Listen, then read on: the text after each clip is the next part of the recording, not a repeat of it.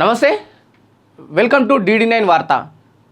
రాష్ట్ర రాజకీయాలు ఎట్లా ఉన్నాయి, ఏ విధమైన పరిణామాలు జరుగుతున్నాయి?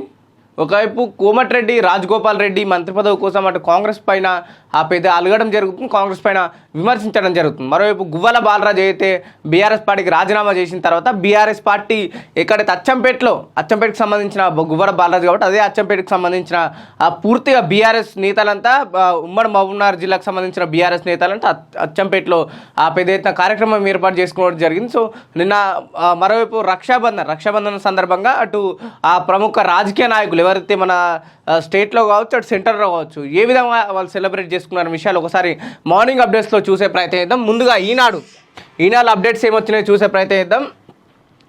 ఐకాన్ అద్భుతం, గాంధీ సరోవర్ వద్ద ప్రపంచంలోని ఎత్తైన టవర్ నిర్మాణం, ఓఆర్ఆర్పై గేట్వే ఆఫ్ హైదరాబాద్, బహుళ ప్రయోజనకరంగా మూసి పునర్జీవ ప్రాజెక్ట్, ఆధునిక ఆర్థిక కేంద్రంగా హైదరాబాద్ నగరాభివృద్ధికి ప్రణాళికలు, 2 నెలల్లో టెండర్లు పిలవాలని అధికారులకు సీఎం రేవంత్ రెడ్డి ఆదేశం. సో ఈ మూసీ నది విషయంలో అయితే గతంలో ఈ మూసీ పునర్జీవం పేరుతో గతంలో అయితే రాష్ట్ర ప్రభుత్వం చేపట్టిందో దానిపైన పెద్ద ఎత్తున విమర్శలు వచ్చినాయి. అటు చుట్టుపక్కల మూసీ పక్కన నివసిస్తున్న జనాలు అయితే పూర్తిగా ప్రభుత్వానిపై విరుచుకోబడ్డారు. సో ఎందుకు ఒకవైపు వ్యతిరేకిస్తున్నా, మరోవైపు ఎందుకు ప్రభుత్వం ఇట్లా నిర్ణయాలు తీసుకోవాల్సి వస్తుందో, మీరు అభివృద్ధి చేయాలనుకుంటే ముందుగా అక్కడ ఏదైతే ప్రజలను ఒప్పించండి, ప్రజలకు ఇంకో ఆల్టర్నేటివ్ ఇంకా ఇల్లా లేకపోతే ఇంకా జాగాలే కానీ చూపించిన తర్వాత మీరు ఇట్లా నిర్ణయాలు తీసుకుంటే బాగుంటుందని చెప్పేసి కూడా చాలామంది ప్రజలు కోరుకుంటున్నారు. హైదరాబాద్ కోర్ అర్బన్ సిటీగా ప్రపంచ స్థాయి ఆధునిక ఆర్థిక కేంద్రంగా తీర్చిదిద్దేందుకే ప్రభుత్వం ప్రణాళికలు సిద్ధం చేసింది. నగరంలో మరో ఆర్థిక చక్రాన్ని సృష్టించేలా మూసి పునర్జీవ ప్రాజెక్టు చేపట్టింది. ప్రపంచ స్థాయి గుర్తింపు తీసుకొచ్చేలా నగరానికి గేట్వే ఆఫ్ హైదరాబాద్ పేరిట ముఖద్వారం నిర్మించనుంది. తొలి దశ హిమాయత్ సాగర్ నుంచి బాబుఘాట్ గాంధీ సరోవర్ వరకు 9 కిలోమీటర్ల మేర అభివృద్ధి చేయనుంది. శంషాబాద్ ఎయిర్పోర్ట్ నుంచి ఔటర్ రింగ్ రోడ్ పైకి వెళ్లే మార్గం వద్ద గేట్వేను నిర్మించనుంది. కిస్మత్పూర్ నుంచి బాపుఘాట్ వరకు మూసీ నది తీరాన్ని అభివృద్ధి చేస్తారు. ఈ మార్గంలో కన్వెన్షన్ సెంటర్ ఇతర ప్రాజెక్టులు నెలకొల్పుతాయి. దీంతో పాటు గాంధీ సరోవర్ వద్ద ప్రపంచంలోనే అత్యంత ఎత్తైన ఐకానిక్ టవర్ నిర్మించాలని ప్రభుత్వం నిర్ణయించిందని మనకు తెలుస్తుంది. సో ఈ మూసీ హైదరాబాద్ అభివృద్ధికి ఖచ్చితంగా ఎవరైనా తోడ్పడాల్సిందే, దాని అభివృద్ధిని ఎవరు అడ్డుకోరు. ఎందుకంటే హైదరాబాద్ కూడా ఎదగాలి, ప్రపంచ స్థాయిలో ప్రపంచ దేశాలు ఏ విధంగా అయితే ఆ డెవలప్మెంట్ ఉందో హైదరాబాద్లో కూడా జరగాలి. ఎందుకంటే ఒక తెలంగాణ బిడ్డగా తెలంగాణ ప్రజలు కూడా దాన్ని కోరుకుంటున్నారు. కానీ మూసీ పునర్జీవన విషయంలో చాలామంది ప్రజలు వ్యతిరేకిస్తున్నారు. ముందుగా వాళ్ళకి దారి చూపించిన తర్వాత వాళ్ళకి ఇంకో ఆల్టర్నేట్ ప్లేస్ అలాట్ చేసిన తర్వాత దానిపైన మీ ప్రాజెక్టు కొనసాగించాలని చెప్పేసి కూడా చాలామంది ప్రజలు దీనిపైన కోరుకుంటున్నారు.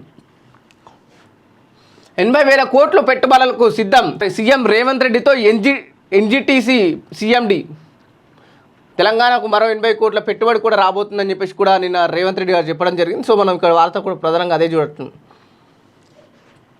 రక్షాబంధన్ ట్రాఫిక్ చక్రబంధం, వరుస సెలవులతో సొంతూళ్లకు జనం, హైదరాబాద్లో భారీగా నిలిచిన వాహనాలు, రాష్ట్ర వ్యాప్తంగా కిక్కిరిసిన ఆర్టీసీ బస్సులు, ప్రత్యేక పేరుతో 50% వరకు అదనపు ఛార్జీలు, ప్రయాణికులకు వ్యాయప్రాసాలు. నిజంగా నేనైతే రాఖీ పండుగతో పాటు సెకండ్ సాటర్డే ఈరోజు సండే కంటిన్యూ హాలిడేస్ ఉండడం వల్ల హైదరాబాద్లో జాబ్ చేసే వాళ్ళు, హైదరాబాద్లో నివసిస్తున్న వాళ్ళు తమ సొంతూళ్లకు వెళ్ళడం జరిగింది. సో ఇదే అదనంగా చేసుకుని ప్రైవేట్ బస్సులు కావచ్చు, ఆర్టీసీ బస్సులు ఒకవైపు మహిళలకు ఉత్సవ బస్సు ఇస్తామని చెప్తూనే మరో ఎవరైతే ఇటు మగవాళ్ళు ఉంటారో లేకపోతే ఇతర ప్యాసింజర్స్ ఉంటారో ప్రైవేట్ బస్సులో ప్రయాణించే వాళ్ళు ఉంటారో వాళ్ళకు పూర్తిగా 50% పెంచి ఆ బస్ టికెట్లు ఇవ్వడం జరుగుతుంది. సో ఒకవైపు ఉత్సవ బస్ పేరుతో అటు ఇస్తామని చెప్తుంది ప్రభుత్వం, మరోవైపు దోచుకుంటుందన్న మనకు ఆ వైనం మనకు కనిపిస్తుంది. మరోవైపు హైదరాబాద్లో ట్రాఫిక్ కూడా ఎక్కువైపోయింది. ఒకవైపు వర్షం, సాధారణంగా వర్షాలు నార్మల్ డేస్లో పడితేనే అసలు పిచ్చెక్కిపోతుంది హైదరాబాద్ ట్రాఫిక్. ఒకవైపు ఇట్లాంటి సమయంలో ఇక్కడ నివసిస్తున్న వాళ్ళంతా సొంతూలకు వెళ్ళే సమయంలో ఈ వర్షాలు పడడం దానికి ఇంకా ట్రాఫిక్ ఇంకా తోడైపోయింది, ఇంకా ఎక్కువైపోవడం వల్ల చాలామంది జనాలు ఇబ్బంది పడ్డారు. పండుగ వేళలో రైల్లో తిరుగు ప్రయాణంపై 20% తగ్గింపు. రైల్వే శాఖ మంచి నిర్ణయం తీసుకుంది. ఎవరైతే రైల్లో ప్రయాణిస్తారో వాళ్ళకి 20% తగ్గింపు చేసి టికెట్లు కొనుగోలు చేయొచ్చు అని చెప్పేసి కూడా అటు సెంట్రల్ రైల్వే మనకు సూచనలు ఇస్తుంది. ఆగడాలు ఆపేదెవరు, పోకిరీల రూపంలో ప్రజలకు నయముప్పు, గంజాయి మత్తులో హడలెత్తిస్తున్న ఆకతాయిలు, చీకటి పడితే రోడ్లు కాలనీలో వీరంగం, అడిగితే దాడులు, జనం బెంబేలు. గంజాయి మత్తులో ఉన్న ఆకతాయి ఓ కుటుంబం ప్రయాణిస్తున్న కార్ పైకి ఎక్కి హల్చల్ చేసిన ఘటన ఇటీవల కూకట్పల్లిలో కలకలం సృష్టించింది. సాయంత్రం 9 గంటల ప్రాంతంలో పావు గంటకు పైగా అతను చేసిన హంగామాతో ఆ కుటుంబం తీవ్ర భయాందోళనకు గురైంది. నిజంగా గంజాయి మత్తులో చాలామంది యువకులు ఆ గంజాయి సేవించి ఈ ఈవినింగ్ ఏదైతే పైన సిటీలో అటు అత్తాపూర్ కావచ్చు, కూకట్పల్లి, కేపీహెచ్పి, ఇటు వచ్చేసి ఈ పంజాగుట్ట సైడ్ కూడా ఎవరైతే ప్రయాణిస్తారో చాలామంది ప్రజలు ఇబ్బంది పడుతుంది. ఈ గంజాయి మత్తు సేవించి కార్లపైకి ఎక్కి వీరంగం చేయడం, లేకపోతే బైక్ పైన వెళ్ళే వాళ్ళని తిట్టడం, లేకపోతే కొట్టడం ఇట్లాంటివి చేస్తున్నారు. ఎందుకు వీటిపైన పోలీసులు తీవ్రమైన చర్యలు తీసుకుంటలేరు? ఎందుకు పూర్తి స్థాయిలో గంజాయిని వీళ్ళు నివారించలేకపోతున్న విషయాలు కూడా ఆ ప్రజలు కరాఖండిగా ప్రశ్నిస్తున్న వైనం మనకు కనిపిస్తుంది. ఆర్టికల్ నిరసనలో లాఠీచార్జ్, కోల్కతా అత్యాచార బాధితురాలు తల్లి పరిస్థితి విషమం. ఢిల్లీ స్కూల్లో 3 ఏళ్లకు ఒకసారి ఫీజుల పెంపు, కొత్త చట్టం తీసుకొచ్చిన ఆ రాష్ట్ర ప్రభుత్వం. త్వరలో విశ్వవిద్యాలయం మంత్రి శ్రీధర్ బాబు వెళ్ళాడని చెప్పేసి కూడా ఆ యూనివర్సిటీలలో కూడా మేము ప్రవేశపెడతామని చెప్పేసి కూడా ఐటీ మినిస్టర్ దుద్దిల శ్రీధర్ బాబు గారు చెప్పడం జరుగుతుంది. పాలిటెక్నిక్ పై ఫీజుల పిడుగు 14,900 నుంచి 39,880కు పెంపు. డిప్లొమాలో చేరేందుకు విద్యార్థులకు వెనుకడుగు. ప్రైవేట్ కళాశాలలో 42.60% భర్తీ అని చెప్పేసి కూడా పాలిటెక్నిక్ కాలేజ్కి సంబంధించిన ప్రధానంగా ఒక వార్త చూడవచ్చు. సింధుల్లో పాక్ విమానాల కూల్చివేత, ఎయిర్ చీఫ్ మార్షల్ వెల్లడి. రెడ్డి ప్రధానంగా ఈనాళ్ళు ఉన్న ప్రధాన వార్తలు ఒకసారి ఆంధ్రజ్యోతిలో ప్రధాన వార్తలు చూసే ప్రయత్నం చేద్దాం.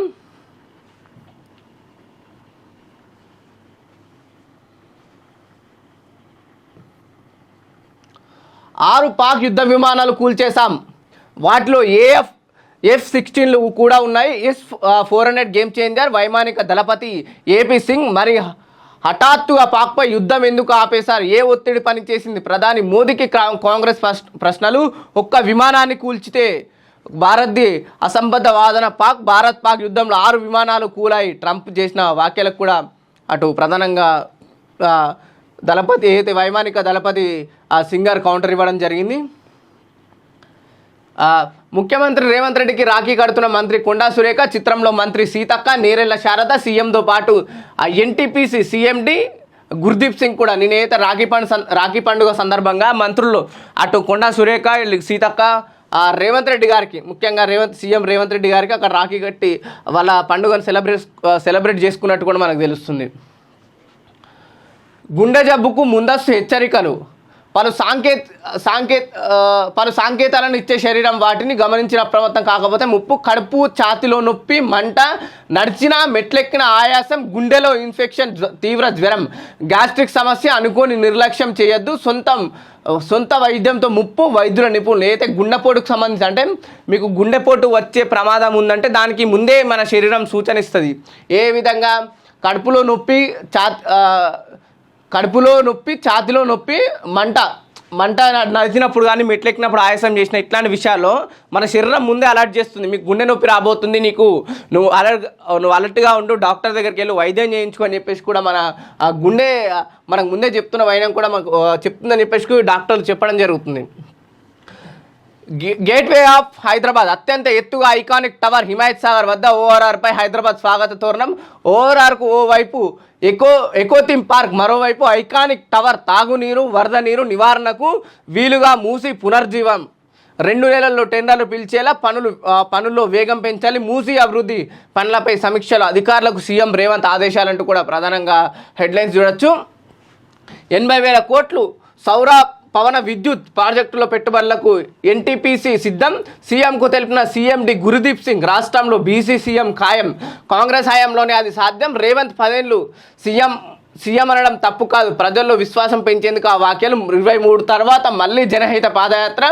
బీసీల నుంచి కిషన్ రెడ్డి 2 పదవులు లాక్కున్నారు. బండి ఈటలను నోరు విప్పాలి. మీడియాతో పీసీసీ చీఫ్ మహేష్ కుమార్ గౌడ్ అని చెప్పేసి కూడా ప్రధానంగా నిన్న చేసిన వ్యాఖ్యలు కూడా చూడొచ్చు. అంటే ఒకవైపు రేవంత్ రెడ్డి నేనే ఇంకో 10 ఏళ్ళు సీఎం ఉంటాను రేవంత్ రెడ్డి చెప్తుండు. మరోవైపు టీపీసీసీ అధ్యక్షుడు మహేష్ కుమార్ గౌడ్ మాత్రం తప్పేం లేదు చెప్పడంలో. మా కాంగ్రెస్ శ్రేణులకు కావచ్చు, తెలంగాణ ప్రజలకు మళ్ళీ కాంగ్రెస్ వస్తాయనే ఊపు అంటే ఆ ఉత్సాహం తెప్పించడానికి అట్లా చెప్తుండు. కానీ మళ్ళీ వచ్చేసరికి ఒకవేళ మళ్ళీ కాంగ్రెస్ అధికారంలోకి వస్తే ఖచ్చితంగా బీసీనే సీఎం చేస్తామని చెప్పేసి కూడా అటు టీపీసీసీ మహేష్ కుమార్ గౌడ్ చెప్పడం జరుగుతుంది.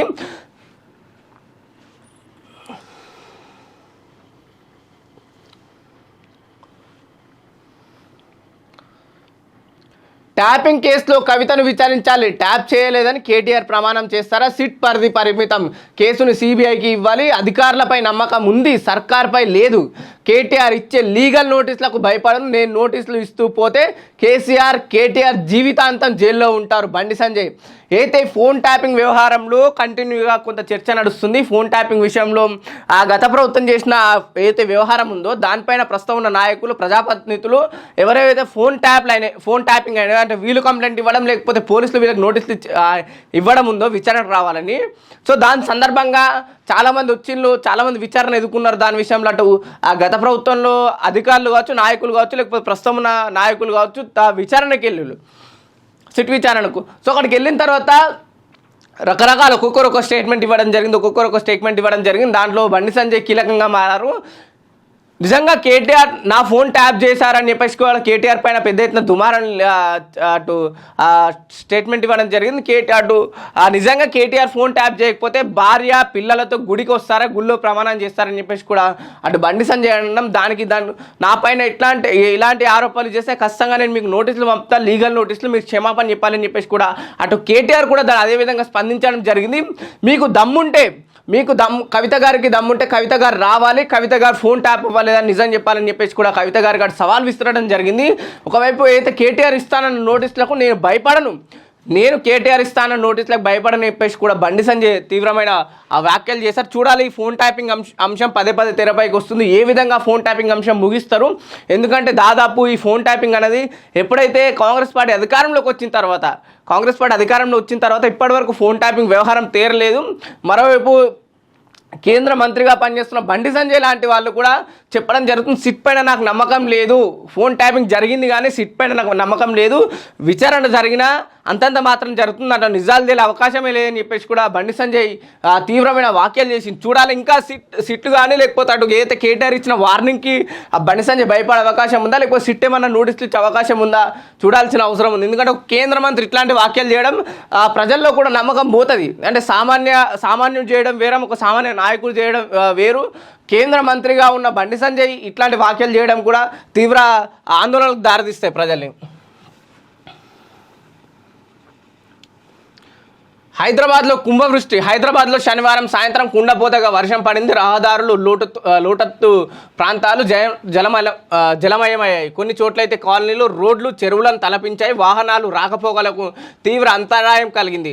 కాగా 13, 14, 15 తేదీల్లో రాష్ట్రంలో అతి భారీ వర్షాలు, ఆది, సోమ, మంగళవారాల్లో భారీ వర్షాలు కురిసే అవకాశం ఉందని వాతావరణ కేంద్రం హెచ్చరించింది. ఒకవైపు నిజంగానే హైదరాబాద్లో చిన్నపాటి వర్షానికే ఈ చెరువుల్లాగా మారిపోతున్నాయి హైదరాబాద్లో ఉన్న ఆ కాలనీలు.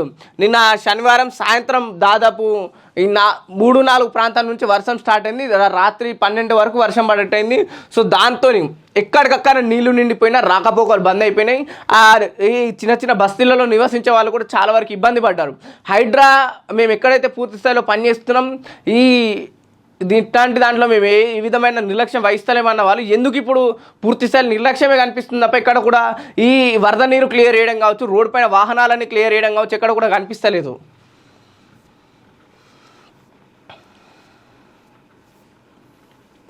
ఇకపై ఐసిఐసిఐ కనీస బ్యాలెన్స్ 50,000 పట్టణాల్లో కొత్త సేవింగ్స్ ఖాతాలకు వర్తింపు. చిన్న పట్టణాల్లో అయితే 20,000 జన్ధన్ ఖాతాలు ఇప్పటిలాగే జీరో బ్యాలెన్స్. ఐసిఐసి బ్యాంక్ విషయంలో కూడా పట్టణాల్లో నివసించే వాళ్ళకు 50,000 ఖచ్చితంగా మినిమం బ్యాలెన్స్ ఉండాలి. చిన్న గ్రామాలు అక్కడక్కడ ఉండే వాళ్ళకైతే 25,000 ఉండాలని చెప్పేసి కూడా ఐసిఐసి బ్యాంక్ సూచిస్తుంది. పండగ వేళ రైల్వే బంపర్ ఆఫర్. రానుపోను టికెట్ బుక్ చేస్తే తిరుగు ప్రయాణంపై 20% తగ్గింపు. అక్టోబర్ 13 నుంచి 26 జర్నీ, 17 నుంచి డిసెంబర్ 1 రిటర్న్ జర్నీలకు వర్తింపు. 7 ఇంజన్లు, 354 వ్యాగన్లు. దేశంలోని అత్యంత పొడుగైన గూడ్స్ రైలు రుద్రస్తు 4.5 కిలోమీటర్ల పొడవు ప్రారంభించిన భారతీయ రైల్వే అని చెప్పేసి కూడా ఆ రైల్వేకి సంబంధించిన వార్త. ఆయుష్ పోస్తున్న అవయదానం. రాష్ట్రంలో 12 ఏళ్ళు రాష్ట్రంలో 12 ఏళ్లలో 6,309 అవయవ మార్పిళ్లు, 2024లో దేశంలోని అగ్రస్థానం. తెలంగాణలో సగట ప్రతి 10 లక్షల మందిలో 4.88 మంది దాతలు. జాతీయ సగటు ఆ కోటికి 8 మంది మాత్రమే. అవయవదానం కూడా ఇతరులను బతికిస్తే, అంటే వాళ్ళు చనిపోయిన తర్వాత వాళ్ళు ఏవైతే అవయవాలు ఉంటాయో దానం చేయడం వల్ల వాళ్ళ అవయవాల ద్వారా చాలామంది బతుకుతులని చెప్పేసి కూడా ఒక రిపోర్ట్ తెలిసింది. పంచాయతీ సచివాలయం దాకా సౌర విద్యుత్ ప్లాంట్లు, పెద్ద ఎత్తున సోలార్ పవర్ ఉత్పత్తికి చర్యలు, వేగిరంగా ఇంద్రా సౌర గిరిజనుల వికాసం. కలెక్టర్కు డిప్యూటీ సీఎం బట్టి ఆదేశం. అనుబంధానికి బ్రేక్. ఈసారి కేటీఆర్కు రాఖీ కట్టని కవిత. అన్న రాఖీ కట్టేందుకు ఇంటికి రానా. ఒక రోజు ముందే కేటీఆర్కు కవిత మెసేజ్, నేను అవుట్ ఆఫ్ స్టేషన్ అంటూ కేటీఆర్ రిప్లై. ఎర్రవెల్లి ఫామ్ హౌస్లో కేసీఆర్కు రాఖీలు కట్టిన ఆయన సోదరిమణులు. సో కవిత కేటీఆర్ విషయం తెలిసిందే కదా. కవిత ఆల్రెడీ పూర్తిగా బీఆర్ఎస్ని వ్యతిరేకిస్తుంది కాబట్టి ఈ కాంట్రవర్సీ ఒక వైపు నడుస్తుంది. కేటీఆర్ ఒక రోజు ముందే రాఖీ సెలబ్రేషన్ చేసుకున్నారు. అంతకుముందే ఏదైతే కవిత మెసేజ్ చేసినట్టు కూడా ఆంధ్రజ్యోతి పేపర్ మనకు చెప్తుంది. ఎంతవరకు నిజం ఉంది ఎంతవరకు అబద్ధం ఉందో తెలియదు, ఎందుకంటే వాళ్ళ ఇంటర్నల్ విషయాలు ఎక్కడ కూడా బయటకు రావు. సో ఆంధ్రజ్యోతికి ఎట్లా వచ్చినాయి కూడా అది తెలియాల్సిన అవసరం ఉంది. అయ్యో రయ్యా, ట్రంప్ దెబ్బకు ఆక్వా రంగం విలవిల. ఎగుమతుల్లో దేశంలోని ఏపీ టాప్. ఉత్పత్తులు అమెరికాకు 40%, సుంకంతో రొయ్యల ధర పతనం. రైతులకు టన్నుకు 40,000 నష్టం. ఏపీ అగ్రి ఎగుమతులపై ప్రభావం. బియ్యం, ఆహార పదార్థాలపై 50%. ఫార్మాకు సుంకం ముప్పు, ప్రస్తుతానికి మినహాయింపు, భవిష్యత్తులో తప్పదంటున్న ట్రంప్. 15న పుతిన్తో భేటీ అవుతున్న పుతిన్, జెలెన్స్కీ శాంతి కోరుకుంటున్నారు. ఇరు దేశాల మధ్య భూభాగాల మార్పిడి అంటూ ట్రంప్ చేసిన వాక్యాలు కూడా చూడొచ్చు. రైట్, ఇవి ప్రధానంగా ఉన్న ఆంధ్రజ్యోతిలో ప్రధాన వార్తలు. ఒకసారి ఆ వార్తలో ప్రధాన వార్తలు చూసే ప్రయత్నం చేద్దాం, ఎందుకంటే ఇది వార్త మన ఛానల్కి సంబంధించింది. ఆడబిడ్డల అభివృద్ధి మా లక్ష్యం, పవన్ భావోద్వేగం. మల్లారెడ్డి సంచలనం, రాజకీయాలకు గుడ్ బై. నేనైతే మల్లారెడ్డి చేసిన వాక్యాలు అంటే ఒక రిపోర్టర్ అడిగిండు, అక్కడ చిన్న ప్రెస్ మీట్ జరుగుతుంటే రిపోర్టర్ అడిగిండు, మీరు పార్టీ మారే అవకాశం ఉందా అని. ఆ రిపోర్టర్ అడిగితే నేను పార్టీ మారను, నేను రాజకీయాలకి గుడ్ బై చెప్తున్నా. నాకున్న మెడికల్ కాలేజీలు, నాకున్న హాస్పిటల్స్కు నేను ఇప్పుడు ఏదైతే కంటిన్యూ అవుతుంది, ఇంకా 3 ఏళ్ళు కంటిన్యూ అవుతాను నేను, అంతే. తర్వాత నేను ఎలక్షన్లోకి రాను, రాజకీయాల్లో ఉన్నాను చెప్పేసి కూడా మల్లారెడ్డి చేసిన వాక్యాలు సోషల్ మీడియాలో పెద్ద ఎత్తున వైరల్ అయిన వైనం మనకు కనిపించింది. సీఎం, డిప్యూటీ సీఎంలకు రాఖీలు కట్టిన మంత్రులు. రక్షాబంధన్ సందర్భంగా ముఖ్యమంత్రి రేవంత్ రెడ్డికి మహిళా మంత్రులు రాఖీలు కట్టారు. మంత్రులు కొండా సురేఖ, సీతక్క, పార్టీ నేతలు తదితరులు సీఎంకు రాఖీలు కట్టి శుభాకాంక్షలు తెలిపారు. ఉప ముఖ్యమంత్రి బట్టి విక్రమార్క, మంత్రులు పొన్నం ప్రభాకర్, కోమటిరెడ్డి వెంకటరెడ్డి, స్పీకర్ గడ్డం ప్రసాద్ కుమార్ తదితరులకు మంత్రి సీతక్క రాఖీలు కట్టి మిఠాయి తినిపించారు. 334 రాజకీయ పార్టీలను జాబితా నుంచి తొలగింపు. అంటే దాదాపు 334 రాజకీయ పార్టీలను, దేశంలో 334 అయితే గుర్తింపు పొందిన 334 రాజకీయ పార్టీలను, చిన్న చిన్న పార్టీలు దాన్ని యాక్టివ్గా లేని ఉంటాయో దాదాపు ఈసీ 334 పార్టీలను తొలగించిందని చెప్పేసి కూడా ప్రధాన వార్త కనిపిస్తుంది. పిల్లల సమక్షంలో ప్రధాని రక్షాబంధం, సోదరిమణులకు మోదీ శుభాకాంక్షలు. అటు దేశ ప్రధాని అయిన నరేంద్ర మోదీ గారు కూడా రక్షాబంధన్లో సెలబ్రేట్ చేసుకోవడం జరిగింది. ప్రభుత్వ భవనాలపై సోలార్ పవర్ ప్లాంట్, రాష్ట్ర మంత్రివర్గం కీలక నిర్ణయం. తెలంగాణ డిప్యూటీ సీఎం బట్టి విక్రమార్క, జిల్లాల కలెక్టర్లతో బట్టి విక్రమార్క సమీక్ష. ఖాళీ స్థలాలను గుర్తించి ఆదేశం అని చెప్పేసి కూడా అటు మంత్రి గారు మనకు చెప్పడం జరుగుతుంది. ఎన్టీపీసీ ప్రతిపాదనకు ప్రభుత్వం సుముఖత అని చెప్పేసి కూడా ప్రధానంగా వార్త కనిపిస్తుంది. వార్తలు ట్యాపింగ్ చేయలేదని ప్రమాణం చేస్తావా, ఆలయాలకు, చర్చికి, మసీద్కి ఎక్కడికైనా వెళ్దాం, కేటీఆర్కు బండి సంజయ్ సవాల్. ఇది కామన్. బీజేపీ ఈ మత రాజకీయాలు చేయడం మనకు ముందు నుంచే నడుస్తున్న వైనం, ఇది కామన్ థింగ్. హైకోర్టు ఆదేశాలకు అనుగుణంగా స్థానిక ఎన్నికలు, కావాలని రిజర్వేషన్లపై బీజేపీ రాద్ధాంతం. పొన్నం ప్రభాకర్. హైదరాబాద్లో భారీ వర్షాలకు హైదరాబాద్ అస్తవ్యస్తం, చెరువులను తలపిస్తున్న రహదారులు. నిండుకుండల హిమాయత్ సాగర్, 5 గేట్లు ఎత్తి దిగువకు నీటిని విడుదల. తెలంగాణకు ఐఎండీ బిగ్ అలర్ట్, మరో 4 రోజుల భారీ వర్షాలని చెప్పేసి కూడా అటు వాతావరణ శాఖ కూడా సూచిస్తుంది. ఏఐసిసి ఆదేశాల మేరకే జనహిత పాదయాత్రకు పెద్ద ఎత్తున స్పందన. బీసీ రిజర్వేషన్లు కట్టుబడి ఉన్న మీడియా చిట్చాట్లు మహేష్ కుమార్ గౌడ్ అని చెప్పేసి కూడా ప్రధానంగా ఒక వార్త కనిపిస్తుంది. పదవీకాలం ముగిసినందున జోక్యం చేసుకోలేం, సుప్రీంకోర్టు సంబంధించిన వార్త. హైకోర్టు తీర్పునే సమర్థించిన సుప్రీంకోర్టు, ఆది శ్రీనివాస్ పిటిషన్ను కొట్టివేసిన సుప్రీంకోర్టు. నిరుద్యోగులకు గుడ్ న్యూస్. ఆర్టిస్టుల నోటిఫికేషన్. 2 కేటగిరీలుగా వేతనాలు. సినీ కార్మికుల వేతనాల పెంపుపై స్పష్టత. యాక్టివ్ ప్రొడ్యూసర్స్ మీడియా సమావేశం. ఆర్టీసీ నిర్వహణ నిమిత్తమే ఛార్జీలు పెంపు. పండుగ తర్వాత ఛార్జీలు యథాతథం. ఆర్టీసీ యాజమాన్యం ఎండి సర్జనార్ అని చెప్పేసి కూడా ప్రధానంగా వార్తలో మనకు హైలైట్స్ కనిపిస్తున్నాయి. రైట్, ఇవి వార్తలో ప్రధానంగా ఉన్న వార్తలు. ఒకసారి స్వేచ్ఛలో ప్రధాన వార్తలు చూసే ప్రయత్నం చేద్దాం.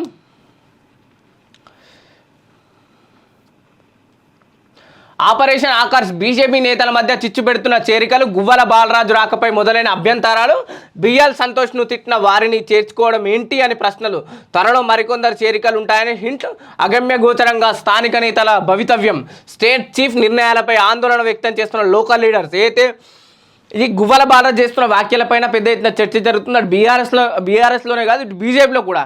అయితే గువ్వల బాలరాజు అక్కడ అచ్చంపేటలో ఆ నియోజకవర్గానికి ప్రాతినిధ్యం వహిస్తున్న వ్యక్తి ప్రస్తుతం బీఆర్ఎస్ సభ్యత్వానికి రాజీనామా చేసి బీజేపీలో చేరబోతుందని వ్యాఖ్యలు ఇవ్వడం, దానికి ఇక్కడున్న టీబీజేపీ అధ్యక్షుడు వృద్ధ రామచంద్రరావు గారు ఉన్నారు. తను కూడా తన గూతం పోస్తాడు. ఖచ్చితంగా బాలరాజు బీజేపీలోకి వస్తారన్న మాటలపై అక్కడ లోకల్ స్థానిక లీడర్లు, అంటే ఒక బాలరాజుతోనే ఆగదు, ఇది చాలామంది లీడర్స్ రాబోతున్నారు, బీజేపీ బలపడుతుందని చెప్పేసి అటు తెలంగాణ బీజేపీ రాష్ట్ర అధ్యక్షుడు రామచంద్రరావు గారు చెప్పడం జరిగింది. దాంతో స్థానికంగా ఉన్న లీడర్స్, అంటే ఎప్పటి నుంచో అక్కడ ఆశావాహులు లేకపోతే ఎప్పటి నుంచి అక్కడ ఆ స్థానికంగా ఉన్న లీడర్స్ వాళ్ళు భయపడుతున్నారు. అంటే వాళ్ళు ఎటెళ్ళాలా, ఒకవేళ ఇప్పుడు గువ్వల బాలరాజు గతంలో 2 సార్లు ఎమ్మెల్యే చేసింది కాబట్టి అట్లాంటి బలమైన లీడర్స్ వచ్చినప్పుడు స్థానికంగా ఎక్కడైతే ఉన్న వాళ్ళకు కాస్త భయపడుతున్నారంట. అంటే బయట నుంచి వచ్చిన వాళ్ళకు ఒకవేళ మళ్ళీ వాళ్ళకే సీట్ ఇస్తే మా పరిస్థితి ఎంత, ఇన్నాళ్ళు పార్టీ జెండా మోసినాం, పార్టీ కోసం కష్టపడ్డం అనే వాళ్ళకు ఏంటి పరిస్థితి అని చెప్పేసి కూడా అటు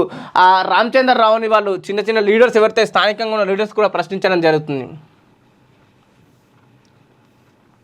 ప్రధాని రాఖీ పండుగ. బ్రహ్మకుమారి సభ్యులు విద్యార్థులతో మోదీ రక్షాబంధన్. పీఎం నివాసంలో వేడుకలు. విద్యార్థులతో సరదాగా ముచ్చటించిన మోదీ. పాకిస్తాన్కు చుక్కలు చూపించాం. ఆపరేషన్ సింధూర్తో పాకిస్తాన్ విలవిల. మెరుపుదాడులతో శత్రుసేనల స్థావరాలపై ధ్వంసం. ఆనాటి కీలక విషయాలను పంచుకున్న ఐఏఎఫ్ చీఫ్. 80,000 కోట్ల పెట్టుబడులు. సీఎం రేవంత్ రెడ్డిని కలిసిన ఎన్టీపీసీ ప్రతినిధులు. రెన్యూవబుల్ ఎనర్జీ ఉత్పత్తి రంగంలో పెట్టుబడులు. 6,700 మెగావాట్లు సామర్థ్యానికి అవకాశం. అన్ని విధాలా సహకరిస్తామన్న ప్రభుత్వం. సోలార్, విండ్ పవర్ ప్రాజెక్టుల మరింత అభివృద్ధి అని చెప్పేసి కూడా ప్రధానంగా రాష్ట్రానికి ఇంకా 80,000 పెట్టుబడులు రాపోద్దుని అని చెప్పేసి కూడా రేవంత్ రెడ్డి అటు తెలియజేయడం జరిగింది. సీఎం ఇంట్లో సందడి. రేవంత్ రెడ్డిని కలిసిన మహిళా నేతలు. రాఖీ కట్ని శుభాకాంక్షలు. బ్రహ్మకుమారి దివ్యాంగ విద్యార్థులను కలిసిన సీఎం. సౌరశక్తితో సర్కార్ భూములు. గ్రామం నుంచి సెక్రటేరియట్ దాకా ప్లాంట్లు. ఇంద్రా సౌర గిరిజనుల వికాసం వేగవంతం. ROFR భూముల వివరాలు పంపండి. కలెక్టర్లకు డిప్యూటీ సీఎం బట్టి ఆదేశాలని చెప్పేసి కూడా ప్రధానంగా ఒక వార్త చూడవచ్చు. వేతనాల పంచాయతీ. షరతులతో పెంపునకు నిర్మాతల అంగీకారం. ఖండించిన ఫిలిం ఫెడరేషన్. సమ్మె కొనసాగుతుందన్న స్పష్టం. తనపై తప్పుడు ప్రచారం జరుగుతుందని సినీ నటి చిరంజీవి ఆగ్రహం అని చెప్పేసి కూడా ప్రధానంగా ఒక వార్త చూడవచ్చు.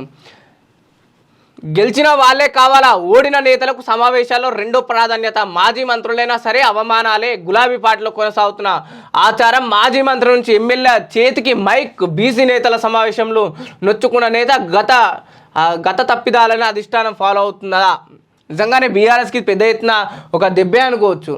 అంటే ఒకవైపు గెలిచిన నేతల్ని ముందు పెట్టుకుంటుంది, ఓడిపోయిన నేతల్ని పక్కన పడేస్తుంది. గతంలో మంత్రులుగా చేసిన అయితే పార్టీ విప్పులు కావచ్చు, లేకపోతే ప్రభుత్వ విప్పులుగా చేసిన వ్యక్తులను కూడా ప్రస్తుతం బీఆర్ఎస్ పార్టీ పక్కన పెడుతుంది. అందుకే చాలామంది, అంటే ఓడిపోయిన ఆ ఫ్రస్ట్రేషన్ ఏంటో తెలియదు కానీ చాలామంది ఇట్లాంటి అవమానాలు జరగడం వల్ల అరే 2 సార్లు మంత్రిగా చేసిన, నేను ఒక్కసారి మంత్రిగా చేసిన, నాకు పార్టీలో విలువిస్తలేరు అని చెప్పేసి కూడా ఇటు బీఆర్ఎస్ పార్టీ ఉన్న సీనియర్ నాయకులు అందుకే పార్టీ మారుతుందని ఒక అనుమానం కూడా జరుగుతుంది. ఎందుకంటే గువ్వల బాలరాజు విషయంలో కూడా అదే జరిగింది.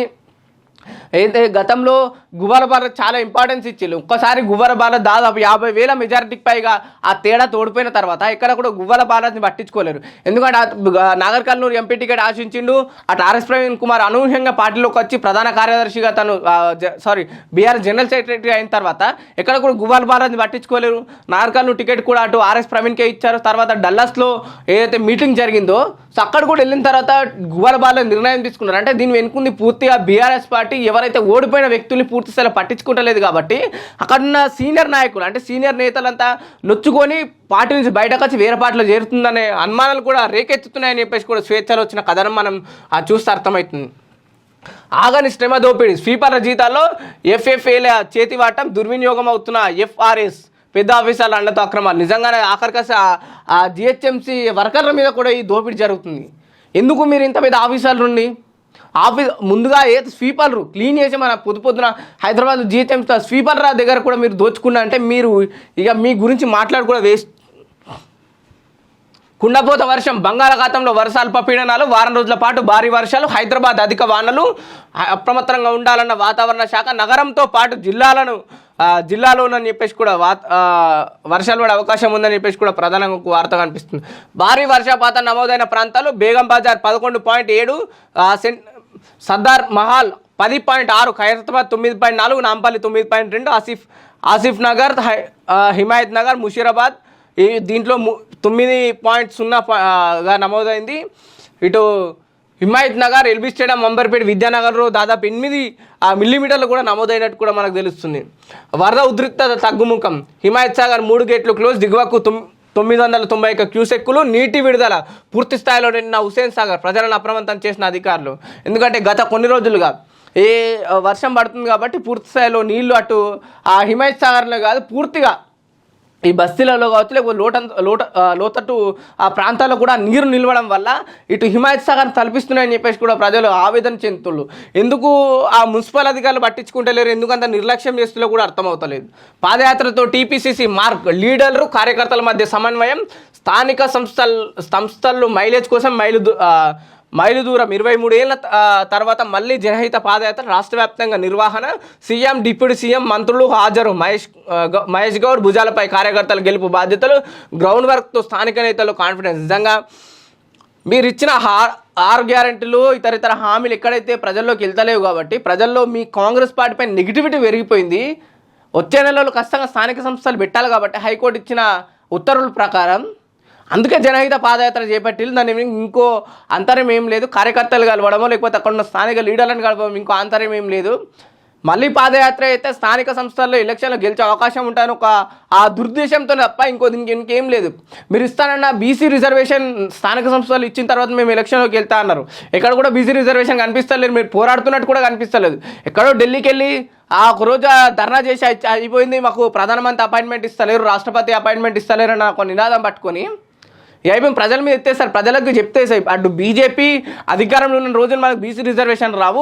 బీఆర్ఎస్ ఎక్కడైతే తెలంగాణలో బీఆర్ఎస్ తప్పు చేసింది, కేంద్రంలో బీజేపీ తప్పు చేస్తుంది, మన రిజర్వేషన్ సాధించుకోలేకపోతున్నాం. మరొకసారి రాహుల్ గాంధీ ప్రధానమంత్రి అయితే తప్ప మన రిజర్వేషన్ మనకు రావని చెప్పేసి కూడా బలంగా బల్లగుద్ది చెప్పిన రేవంత్ రెడ్డి గారు ఎందుకు అయిపోయింది. ప్రజల్లోకి మీరు అదే చెప్తారు, అదే నినాదంతో స్థానిక సంస్థలోకి వెళ్తారు. స్థానిక సంస్థలో ఖచ్చితంగా ప్రజలు మిమ్మల్ని రిజెక్ట్ చేసే అవకాశం ఉంది కాబట్టి జనహిత పాదయాత్రతో గతంలో గ్రామ సభల పేరిట మీరు ఏదైతే సర్వే చేయించుకున్నారో ఇప్పుడు కూడా జనహిత పాదయాత్రలు కూడా అదే సర్వే నిర్వహించుకుంటున్నారు. గెలుస్తామా గెలవమనుకుంటే ఏ విధంగా ఇంకా ఇటు ఆ స్థానిక సంస్థలు ఇంకా పొడిగిద్దాం అంటే లాగ్ చేద్దామా మళ్ళీ పెడదాం అనే విషయాలు కూడా మీకు తెరపైకి వస్తాయి ఖచ్చితంగా. ఇది మాత్రం గుర్తుంచుకోవాలి. బీసీ రిజర్వేషన్లపై నోరు తెరవండి. బండి ఈటెల ధరంపూరికి ఏమైంది? బీసీలకు న్యాయం జరగడం ఇష్టం లేదా? గతంలో రేవంత్ రెడ్డి వేరు, ఇప్పుడు వేరు. మా ఇద్దరి మధ్య మంచి రిలేషన్ ఉంది. పీసీసీ చీఫ్ మహేష్ కుమార్ గౌడ్ అని చెప్పేసి కూడా ప్రధానంగా వార్త చూడొచ్చు. చట్టం కొందరికి చుట్టమే, బడాబాబులకు కొందరు అధికారుల సహకారం, అధికారం అడ్డం పెట్టుకొని అడ్డగోలు సంపాదన, తరచూ వెలుగు చూస్తున్న అవినీతి బాగోతాలు అయినా పట్టించుకొని పోలీసు అధికారులు. ఇది నిజంగానే నాయకులకు బడా నేతలకు చట్టం చుట్టంగానే మారిపోయింది. వాళ్ళు తప్పు చేస్తే ఎక్కడ కూడా పోలీసులు పట్టించుకోరు. ఎవరైతే ఒక సామాన్యుడు కానీ లేకపోతే ఏమైనా మధ్యతరగతి అని వాడు ఏదో కోపంలోనో లేక ఇంకో విధంగా తప్పు చేస్తే వెంటనే పోలీసులు పట్టుకపోతారు, వాడిపైన ఎన్నో కేసులు పెడతారు. స్పెషల్ బస్సుల్లోనే అదనం, సాధారణ బస్సుల్లో పాత ఛార్జీలే, రద్దీకి అనుగుణంగా బస్సులు, తప్పుడు ప్రచారాల నమ్మకాన్ని క్లారిటీ ఇచ్చిన టీజీఆర్టీసీ సంస్థ. రైట్, ఇవి ప్రధానంగా ఉన్న స్వేచ్ఛలో ప్రధాన వార్తలు. ఒకసారి మనం ఆంధ్రప్రదేశ్లో ప్రధాన వార్తలు చూసే ప్రయత్నం చేద్దాం. అనురాగ రంజితం రాఖీ సంబరం, ప్రధాని మోదీ సెలబ్రేట్ చేసుకున్న వైనం. సీఎం రేవంత్కు రాఖీ కట్టిన మంత్రులు సీతక్క, కొండా సురేఖ, మాజీ మంత్రి గీతారెడ్డి తదితరుల మహిళలు. మాజీ సీఎం కేసీఆర్కు రాఖీ కట్టిన సోదరిమణులు. సోలార్ వెలుగులు, 80,000 కోట్లతో సోలార్ వెలుగులు, సౌర పవన్ ప్రాజెక్టులకు ఎన్టీసీపీ గ్రీన్ సిగ్నల్. సీఎం రేవంత్ రెడ్డితో ఆ సంస్థ సీఎండి ప్రతినిధుల బృందం ప్రత్యేక భేటీ అని చెప్పేసి కూడా ప్రధానంగా ఒక వార్త కనిపిస్తుంది. గాంధీ సరోవర్కు స్వాగతోరణం, అత్యంత ఎత్తుగా ఐకానిక్ టవర్, బహుళ ప్రయోజనాలు ఉండేలా మూసి పునర్జీవనం, అధికారులకు సీఎం రేవంత్ రెడ్డి ఆదేశాలు. చూడాలి, ఈ మూసి విషయంలో కూడా పెద్ద ఎత్తున మళ్ళీ కాంట్రవర్సీ నెలకొనే అవకాశం ఉన్నది. గతంలో మూసి విషయంలో ఎంత పెద్ద ఎత్తున కాంట్రవర్సీ నెలకొందో ఇప్పుడు కూడా అదే నెలకొంటుంది. ముందుగా ప్రజలకు మీరు పూర్తిగా దాని గురించి మీరు ఎక్స్ప్లెయిన్ చేయాలి. దాని గురించి ఏమన్నా మీరు వాళ్ళని కూర్చోబెట్టి మెప్పించి తీసుకోవాలని చెప్పేసి కూడా చాలామంది కోరుకుంటున్నారు. ఇటు రేన్ అటు జామ్, ఉరుములు మెరుపులతో మళ్ళీ తడిసి ముద్దైన భాగ్యనగరం, అనేక చోట్ల పవర్ కట్స్, స్తంభించిన జనజీవనం. ఈ నెల 16 వరకు భారీ వర్ష సూచన. రాకీ ఎఫెక్ట్తో ట్రాఫికర్, భాగ్యనగరంలో నలుదిక్కులా నిలిచిపోయిన ట్రాఫిక్ ఇబ్బందులతో ప్రయాణికులు. 3 రోజుల వరుస సెలవులతో నగరవాసులు పల్లెబాట అని చెప్పేసి కూడా ప్రధానంగా వాడుతాను. ఇద్దరికి పొడిగింపు, సిఎస్గా రామకృష్ణారావు 3 నెలల కొనసాగింపు. డీజీపీ జితేందర్కు కూడా ఈ నెలలోనే సిఎస్ సెప్టెంబర్లో డీజీపీ రిటైర్మెంట్ అని చెప్పేసి కూడా ప్రధాన వార్త కనిపిస్తుంది. మిర్చి రైతుకు మంచి రోజులు. తేజ రకం 14,500 పలుకుతున్న ధర. 2 నెలలుగా ధర లేక రైతులు నష్టాలు పాలు. కోల్డ్ స్టోరేజ్లో ఎండుమిర్చి నిల్వలు. ధర పెరగడంతో మార్కెట్ యార్డ్కు చేరుకుంటున్న వైనం. ప్రపంచ విపణిలో మిర్చికి డిమాండ్ పెరుగుతుందంటున్న వ్యాపారులు. అంబేద్కర్ ఓపెన్ యూనివర్సిటీలో అడవి బిడ్డలకు ఉచిత విద్య ఆదివాసీ ఉచిత విద్య ప్రణాళిక అమలు. పీపీపీ మార్గంలో త్వరలో పారిశ్రామికవేత్తలతో సీఎం రేవంత్ రెడ్డి మరోమారు భేటీ. ఓవైపు అభివృద్ధి కార్యాచరణ, మరోవైపు ఆదాయ వనరుల అన్వేషణ. రాష్ట్రాన్ని 3 జోన్లుగా విభజించి ప్రణాళికలు. హైదరాబాద్ జోన్, ఉత్తర తెలంగాణ, దక్షిణ తెలంగాణ జోన్. పెట్టుబడి ఒప్పందాలను అమల్లోకి తీసుకొచ్చే ప్రయత్నాలు ముమ్మరం. పీపీపీ మోడల్ అభివృద్ధి ప్రాజెక్టులు నెలకొల్పే దిశగా అని చెప్పేసి కూడా రేవంత్ రెడ్డి చేసిన వాక్యాలు కనిపిస్తున్నాయి. అస్తినాలో కేటీఆర్ ఎమ్మెల్యేల అనర్హతపై సుప్రీంకోర్టులో రేపు బీఆర్ఎస్ పిటిషన్. ప్రభుత్వ భవనాలపై సోలార్ ప్లాంట్, గ్రామ పంచాయతీ నుంచి సెక్రటేరియట్ వరకు ఏర్పాటు. జిల్లా కలెక్టర్తో మీడియా కాన్ఫరెన్స్. డిప్యూటీ సీఎం బట్టి విక్రమార్క సర్చార్జ్ల భారం అడుగుతున్న డిస్కామ్లు. యూనిట్కు 35 పైసలు అక్టోబర్ నుంచి అమలు చేయాలని ఈఆర్సీ ప్రతిపాదనలు. దూకుడు తగ్గింది, సమయస్ఫూర్తి పెరిగింది. సీఎం రేవంత్ పై పీసీసీ అధ్యక్షుడు మహేష్ కుమార్ గౌడ్ రేవంత్తో విభేదాలు లేవు వెల్లడి. 23 నుంచి 2వ విడత పాదయాత్ర. పీఏసీలో చర్చించి స్థానిక రిజర్వేషన్లపై నిర్ణయిస్తామని వెల్లడి. కాళ్ళను ఒప్పేసుకున్నారు. స్థానిక రిజర్వేషన్లు చట్టబద్ధతతో ఉండదు, మా పార్టీ పరంగా ఇస్తామని చెప్పేసి కూడా అటు టీపీసీసీ మహేష్ కుమార్ గౌడ్ ఒప్పుకున్నారు. తెలంగాణలో 13 పార్టీలపై వేటు. దేశవ్యాప్తంగా 334 పార్టీలు తొలగింపు. ఏపీ నుంచి 5 పార్టీలు అవుట్. ప్రజల్లో లేని పార్టీలకు ఈసీ మంగళం. గుర్తింపు రద్దు చేస్తూ నోటిఫై చేసిన ఎన్నికల సంఘం. రైల్వే శాఖ గుడ్ న్యూస్ అని చెప్పేసి కూడా ప్రధానంగా ఇవి ఆ మార్నింగ్ న్యూస్లో ప్రధానంగా ఉన్న పేపర్ ఒక వైపు అయితే నిన్న రాఖీ సంబరాల్లో అటు ప్రధానమంత్రి ప్రస్తుతం ఉన్న ఇటు 2 తెలుగు రాష్ట్రాల ముఖ్యమంత్రులు లేకపోతే మాజీ ముఖ్యమంత్రులు పూర్తిగా గతంలో పనిచేసిన పార్టీ నేతలతో లేకపోతే ప్రస్తుతం పనిచేస్తున్న మంత్రులతో మహిళా మంత్రులతో రాఖీ కట్టించుకోవడం జరిగింది. మరోవైపు మూసి పునర్జీవం కూడా అటు తెరపైకి వస్తుంది. చూడాలా మూసి విషయంలో ఏ విధంగా ప్రభుత్వం ప్రతిపాదనలు తీసుకొస్తో ప్రజలతో ఏ విధంగా మాట్లాడుతుంది. మరోవైపు ఈ సోలార్ ప్లాంట్ల విషయం కూడా ఆ డిప్యూటీ సీఎం కలెక్టర్లకు పూర్తిగా ఆదేశించారు. సెక్రటేరియట్ నుంచి అయితే హైదరాబాద్లో సెక్రటేరియట్ ఉందో సో అక్కడ నుంచి పూర్తిగా గ్రామ స్థాయిలో దాదాపు 12,700కు పైగా ఉన్న గ్రామ పంచాయతీలో ప్రతి గ్రామ పంచాయతీకి ఏ ఆఫీస్ ఉందో దానిపైన సోలార్ ప్లాంట్ పెట్టాలని చెప్పేసి కూడా డిప్యూటీ సీఎం కలెక్టర్లకు ఆదేశించారు. ఇవి మార్నింగ్ ఉన్న అప్డేట్స్. చూస్తూనే ఉండండి DD9 వార్త.